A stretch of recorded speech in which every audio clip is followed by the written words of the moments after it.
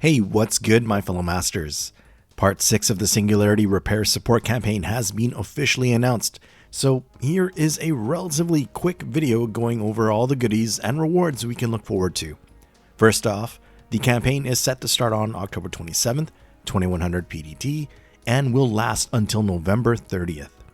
This will hopefully give new masters still making their way through the main story a chance to catch up, since the AP cost for Part 1 of the main story will be reduced to 0 for this campaign.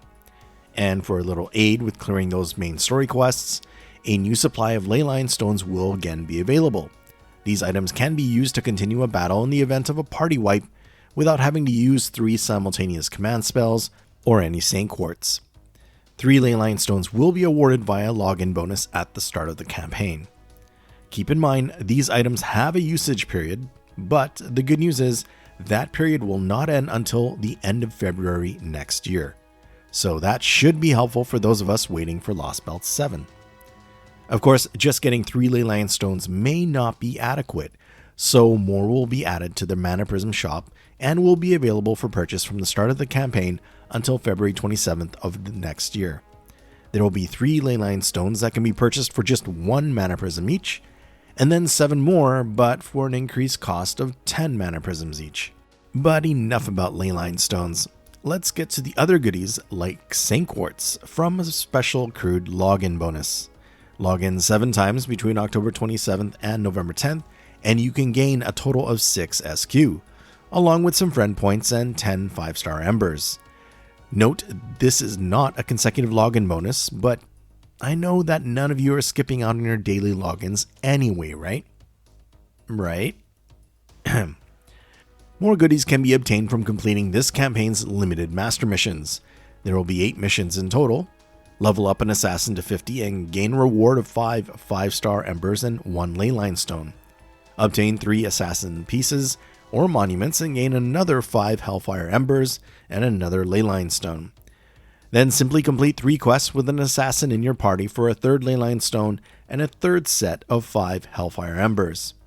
For the last 5 missions, just complete a main quest progress node up to 5 times, which is to say clear 5 sections, I believe, of the Part 1 main story. Doing so will net you 3 Stargazer teapots and 2 Saint Quartz as rewards. The time period for these missions to be completed is from the start of the campaign on the 27th to the 10th of November. And it should be also noted, these teapots must be used by November 19th or else they will disappear from your inventory. Related to one of the Assassin limited missions, for a couple of weeks within the campaign period, the Assassin training grounds will be unlocked every day.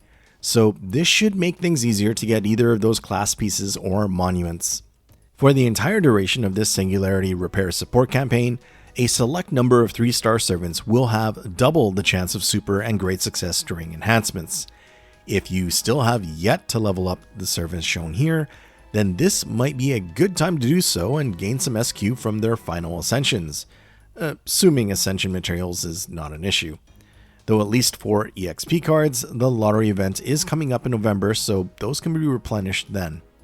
As a very pleasant surprise, especially to fans of Jean and Jean Alter, NA is getting their animation and sprite updates much sooner, just over 16 months earlier than expected, which is great as it will be a vast improvement over their old models and animations.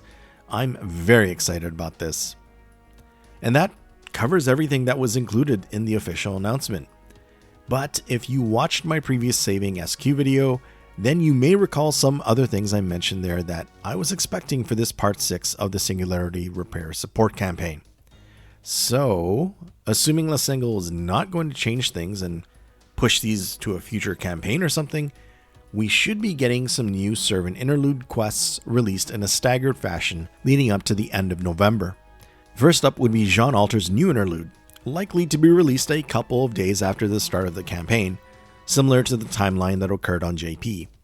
And this is expected to be like the recent Road to 7 Lost Belt 5 campaigns, where Jalter's old and new interlude will be unlocked under special conditions, regardless if you have her in your roster or not.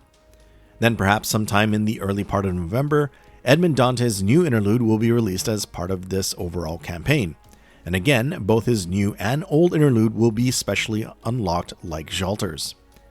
Later in November, James Moriarty's interludes, both old and new, should be available.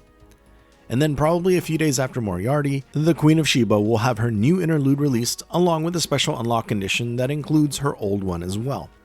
So for St. Quartz, that would work out to 6 from the 3 new interludes that everyone should have access to, and then potentially another 8 more from the older interludes for those that have not yet completed them. Lastly, a new skill rank up for Miyamoto Musashi is expected to be released sometime during this campaign. Again, this is assuming the campaign does not deviate any further from how it happened on JP. Now, for the initial pickup summon banner that will kick things off for the Singularity Support Campaign, it will feature 2 SSRs, 2 SRs, and 2 Rs, or 3-star servants, 6 in total. Starting with the permanent 5-star Jeanne d'Arc, the OG ruler. This famed holy maiden and self-proclaimed older sister to Gudao or Gudako is an art support type unit. Back in the day, she would be found in a number of stall teams, putting her NP to good use, providing party-wide invincibility, defense, HP recovery, and debuff removal. Nowadays, newer servants like Castoria have taken over the role Jeanne would have filled, but an upgrade to her second skill through a rank up does give her a bit more depth with a 2-part targeted defense debuff added to an existing NP damage debuff. A future rank up to Jeanne's first skill will give her more art support viability, with a party-wide buff to arts of up to 20% and a party-wide NP charge of up to 20%, on top of a significantly increased crit star gain per turn. So does this mean you should roll for her? Well, if you're looking for a support unit, arts or otherwise, then I recommend waiting for Castoria, who is expected to have a banner late November. I think Jeanne can be useful in certain situations, like in stall teams for those that may not have specific meta supports available, or as a secondary or tertiary art support when factoring in her future skill rank up. But Jeanne is permanent and can show up on any given banner. Plus, she will always be available each February during the Valentine's event. Additionally, Jeanne will have a banner in September 2025 and March 2026. So it's best to save up for a more meta support like Castoria, or Oberon, or Coin Sky of Light. Man, late November and into December is going to be quite dangerous for some wallets. The other 5-star servant is Jeanne d'Arc Altar, a limited single target Avenger. Quite the Cinderella herself, this part-time aspiring mangaka possesses a powerful buster NP. When Jalter was first introduced, she was the Queen of Crits, and she still is a potent crit machine, but it's hard to deny that there are newer servants like Super Orion or Van Gogh that have critical damage buff abilities that exceed Jalter at this point in time. But unlike Super Orion and Van Gogh, Jalter has her offensive single target MP to supplement her overall damage output. And thanks to her incredibly high attack stat and self buffs, her upgraded MP is one of the hardest hitting in the game. And to help her fire off that MP more frequently, a future rank up to her third skill will add an NP battery of up to 50%. A simple upgrade, if perhaps a bit unimaginative, but definitely useful. So while Jalter may not be at the top of the crit hierarchy, she's still quite capable of holding her own and provides a bit of utility with a party-wide attack buff that doubles for allies with the dragon trait, something that could be leveraged within multi-core setups. So I think Jalter can be a good choice if you're looking for an SSR servant with a powerful MP who can also dish out the critical hits, especially if you have a roster with supports that are more geared towards Buster. But if timing of this banner is just too inconvenient to your summoning plans, then not to worry, as there are 2 currently known future banners for Jalter, one around July of 2025 and the other in March 2026. Now, Jeanne will be on rate up this banner from October 27th to the 29th, and then Jalter switches in and is available until October 31st. As for the SRs that will be on rate up with the Jeannes, we have the AoE Quick Rider Marie Antoinette and the AoE Quick Berserker Lancelot. Both are permanent 4-star units and by themselves are not exactly compelling servants to target specifically. Marie on one hand is quite a tanky rider with several HP recoveries in her kit, and with the right setup, Marie can be made to loop.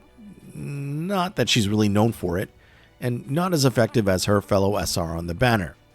Berserker Lancelot is more capable of quick looping, and back when it was just Scotty and Waver that were able to provide 50% NP charges, Lancelot needed a K-scope and a certain mystic code to make him loop reliably. Now, with so many more support options, that might have eased up. Yet, even if you're still wanting to obtain a unit that can loop for farming use, I wouldn't roll for Lancelot. Better to use the SQ for one of the highly regarded servants that will eventually come up instead. That said, Berserker Lancelot does not have any known scheduled banners in the future. And Marie, she does have one, and it's in March 2026. Rounding out the banner are the two 3-star servants, both being Gilles de Rais. His Saber version can come up while rolling the Friend Point Gacha, so we'll leave it at that. Caster Gilles de Rais, however, is a story-locked 3-star unit, so this could be an opportunity to gain additional NP copies of him if you so desire. But if you're supposed to be saving, then don't worry. Caster Gilles will be on another banner coming up in June 2025. So that's all for the campaign details and its pickup summon banner. For now anyways. We can expect several more banners to drop as the campaign goes on, each featuring servants related to different singularities. There are two that I think could be tempting, but we can go over them when the time comes. At any rate, sound off in the comments if you've been waiting specifically for either Jean or Jalter, and you will wait no longer. Or are extra copies of Caster Gilles something you're after instead? Regardless of the target servant, best of luck to you if you're rolling on this banner. Please don't forget to hit that like button. It's something that would really help the channel out, and I would really appreciate it. Thanks for watching, and until the next one, cheers!